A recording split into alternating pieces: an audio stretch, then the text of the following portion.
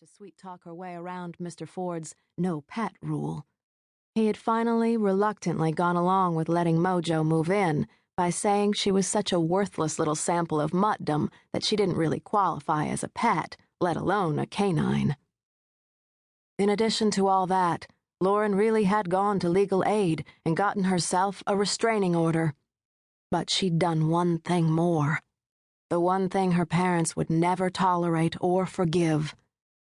She'd gone to Best Deal Pawn, just up First Avenue, and bought herself a used Glock 26 semi-automatic. Then she'd made it her business to learn how to use it.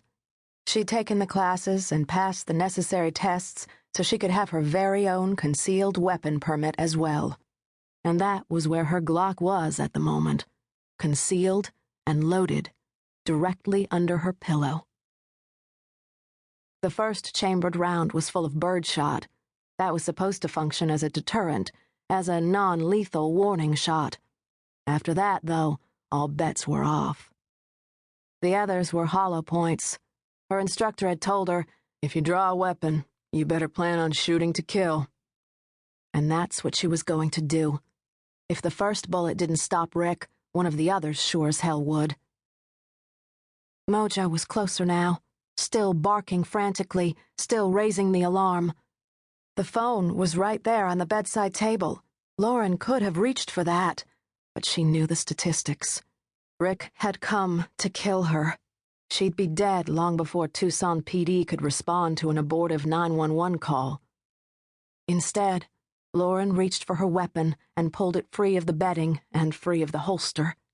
Then she turned over and propped herself up on the pillows.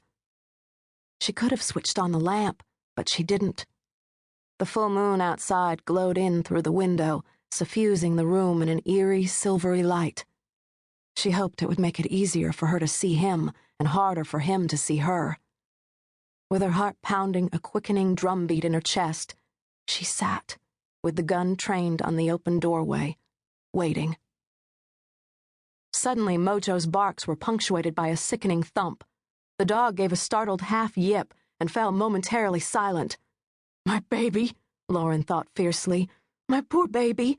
That son of a bitch kicked her. Mojo whimpered then. The sound of the injured dog only served to strengthen Lauren's resolve. I'll get you for that, she swore to herself.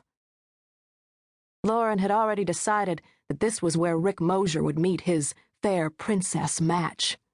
This was Lauren's home, her castle, and she was going to make her last stand here, no matter what. Not that there was time for her to move or run away, even if she'd wanted to. Besides, where would she have gone? Out through her carefully barred window and then down a 20-foot drop to hard-packed bare dirt? Not a good idea. Then suddenly he was there, a dark silhouette looming in her bedroom doorway. Lauren saw the moonlight dance off something in his hand. She knew at once what it was, what it had to be, a knife blade shimmering in the moonlit room. The cops on TV always warn the people they're about to shoot, but in Lauren's book, Rick Mosier didn't deserve any warning, none at all. Armed or not, he was an uninvited intruder in her home. She simply held the weapon with both hands and squeezed down on the trigger. Rick squawked once in surprise when the birdshot hit him. He staggered and turned aside as if to protect himself, and then he grunted when the first hollow point hit him as well. But just because he was falling didn't mean Lauren stopped pulling the trigger. She fired away, one shot after another, following him as he fell.